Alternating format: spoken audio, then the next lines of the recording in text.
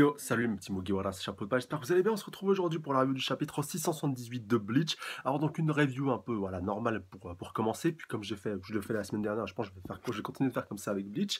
Je vais garder bah là ce coup-ci pas la dernière page, les deux dernières pages, parce que j'ai senti qu'à l'avant-dernière page, je pensais qu'il pouvait y avoir de très très long. Enfin j'ai vu une grosse case donc sans lire le texte, enfin je l'ai pas vu en entière, mais j'ai vu que ça avait l'air d'être donc très très long, donc j'ai gardé tout ça pour la fin, donc on verra ça ensemble. De toute façon ça va être assez rapide vu la rapidité de ce chapitre, enfin voilà. Mais malheureusement, encore un pétard mouillé, putain. Ah non, mais Kubo, il va nous la faire à chaque fois ou quoi, celle-là, le coup Bankai Tensa Zangetsu non, non, non, avec Joabak, non, non, ça passe pas, non, non. Brisage de Bankai, oula, pardon. Non, non, non, ça passera pas, non, non, je te l'ai déjà dit, Chigo, ton Bankai, il est trop surpuissant, il est beaucoup trop fort, voilà, il est beaucoup trop dangereux, donc non. Non, non, j'ai été dans l'avenir, tu vois, j'ai été dans l'avenir, comme je te l'ai expliqué, puis je te l'ai pété, tu vois. Je te l'ai pété en deux, alors que Taichigo, juste avant, je me suis toujours relevé, je me suis toujours décarcassé, je suis toujours venu même des portes de la mort, et j'ai toujours triomphé. Non, non, non, pas pour l'instant en tout cas. Non, après, je vous jure, je doute même que Ichigo arrive à le vaincre. Enfin, en tout cas pas tout seul, pas tout seul, pardon, mais ouais, non, tout seul, non, non, tout seul, non. Je veux dire ce mot-là au moins 40 fois, mais là, clairement, j'y crois plus après. De toute façon, je pensais pas que ça allait arriver maintenant, mais quand même, j'aurais aimé au moins le voir briller un petit peu. Au moins, Kubo, laisse-nous voir au moins ce Bankai en action, voir ce qu'il peut faire, quelles sont ses capacités ou autres. Enfin, voilà, pas. Tu tues pas l'attaque dans l'œuf, enfin, pas comme ça. Mais un minimum de respect pour ton personnage principal, un minimum de respect pour tes fans qui attendent ce nouveau Bankai depuis qu'on a vu la Division 0. Enfin, voilà, je sais pas. Mais bon, en plus, certaines Sazangetsu, donc avec ses pouvoirs de Kinshi, donc voilà, en plus on a vu avec pouvoir Shinigami Kinshi mélangé, vu qu'il était un petit peu noir, un petit peu blanc, il était vraiment beau, il était vraiment classe, et là, la page, franchement, la page où tu le vois, donc voilà, il vient de le tirer, et boum, tranché en deux la case d'après. Ah non, mais c'était assez dur c'était assez dur à vivre.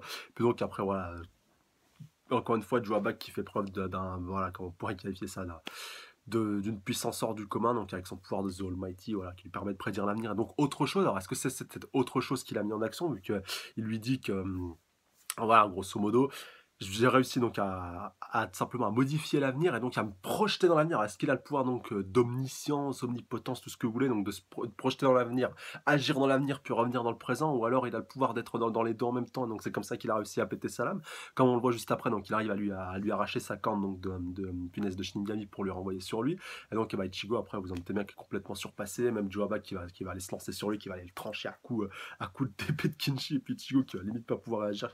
Putain, mais c'est quoi ce délire? Qu'est-ce qui se passe? Voilà, mais je comprends pas. Et même Inoue qui va revenir à l'extrémiste, c'est que voilà, quand Joabak va arriver va venir donc arriver à le trancher, à le blesser mortellement. Et vu qu'elle avait donc placé une barrière pour pouvoir le protéger, elle dit même oh, je l'ai protégé contre ce truc pourtant. Donc à ce moment-là, je me dis putain mais oh Inoue elle va se prendre une attaque en pleine poire ou c'est quoi ce délire? Qu'est-ce qui va qu'est-ce qui va se passer? C'est quoi ça va être quoi ce final-ci?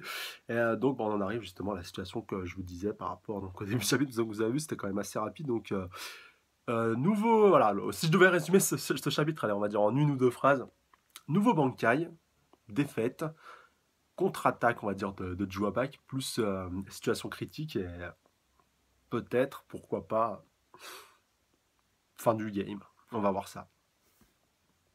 Mais avant donc donc de continuer, juste un dernier point voilà, à préciser. Donc par rapport juste à Joaba qui dit voilà, j'ai fait preuve de respect envers ton Zanpakuto et envers ton Bankai, c'est pour ça que je l'ai détruit aussi rapidement, voilà, a été si terrifiant. Mais bon, enfin voilà, on n'a pas la même notion de respect de Joabak. Et donc c'est vrai qu'au moment donc voilà où j'ai on va dire un petit peu j'ai arrêté ma lecture, c'est là où ça devenait intéressant, donc voilà, parce que Joabak avait commencé un petit peu à l'utiliser, à lui dire ah tu te demandes comment je fais pour arriver donc à projeter dans l'avenir, puis arriver donc à le changer. Ouais. Donc en plus voilà, il leur clarifie donc juste avant, voilà, au moment en fait où donc je m'étais arrêté. Donc voilà, comment je fais pour à chaque fois pour pouvoir placer des pièges là, voilà, on va dire aux endroits stratégiques et aux endroits où je suis sûr où tu vas te faire avoir. Et donc voilà, je suis sûr que tu étais sceptique et en doutais quelque part dans ta tête, et en effet, tu as raison de le faire. L'avenir peut être changé, c'est ce que tu as dit, pas vrai. Et donc là-bas, il va nous dire la vérité. Eh bien, juste pour être bien clair, The Almighty n'est pas le pouvoir de voir l'avenir. D'accord, bah ça au moins c'est clair. Il a le pouvoir de le transformer. Ah d'accord, ok. Là au moins c'est clair, net et précis. Au moins là au moins ça, ça a le mérite d'être clair. Et donc, en fait, pendant tout ce temps-là, il nous a totalement berné avec ce pouvoir en disant, ouais, t'as vu, je suis capable de prédire l'avenir, donc de prédire ce que tu vas faire, alors qu'en final, c'était pas ça. Donc, au final, et je pense que c'est ça qui a été, s'il lui dit maintenant, c'est parce qu'il est pratiquement sûr de sa victoire, ça c'est sûr, mais que par rapport à voilà, par rapport à ce pouvoir-ci, donc qu'au final, quand tu dis à quelqu'un, j'ai le pouvoir de transformer l'avenir et j'ai le pouvoir de prédire l'avenir, voilà, logiquement pour vous, c'est quoi qui est le plus flippant, qui est potentiellement le plus dangereux? C'est le pouvoir de prédire l'avenir, parce qu'il est le gars, il est incapable d'anticiper tous tes mouvements et de réagir en conséquence.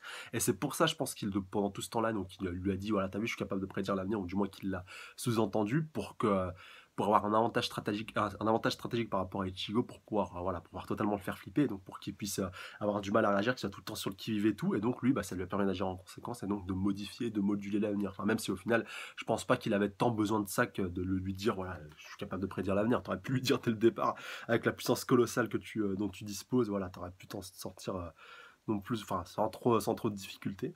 Et donc on voit donc ses yeux, donc voilà, je croyais que c'était des anneaux il y a quelques chapitres, voilà, je trouvais ça, je sais même pas pourquoi j'étais parti là-dessus, donc voilà, on va dire les 1000 yeux de notre ami Joaba qui sont en train de ressortir donc de son corps. Et donc, bon, on va voir ce qui va se passer sur cette dernière page.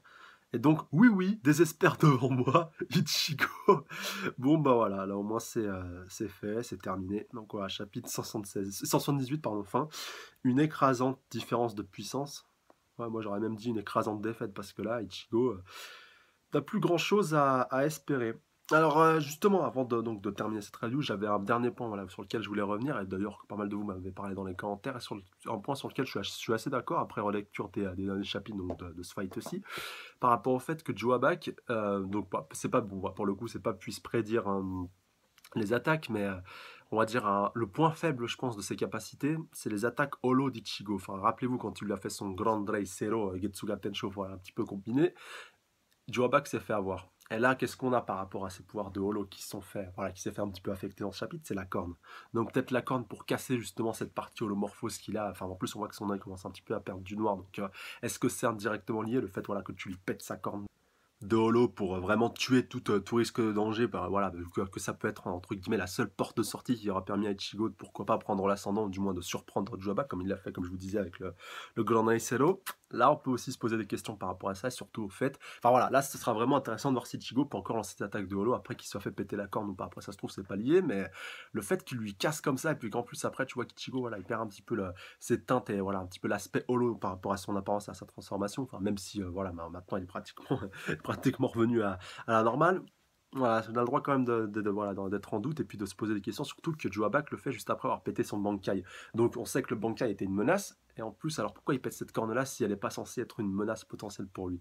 Voilà, tout ça, c'est pas mal de questions qui sont assez intéressantes voilà, à se poser, puis surtout à évoquer en vue de la suite. Mais bon, au final, ça lui sera pas si utile que ça, bah, si Joaba est capable voilà, de transformer l'avenir. Donc, comme bon, bah, maintenant, on peut vraiment le clarifier comme ça. Le mec est capable donc de se projeter dans l'avenir et de pouvoir donc le moduler, le transformer à sa guise. Donc, c'est comme ça, je pense il a pu donc péter la corne, à la fois la corne et puis le Bankai.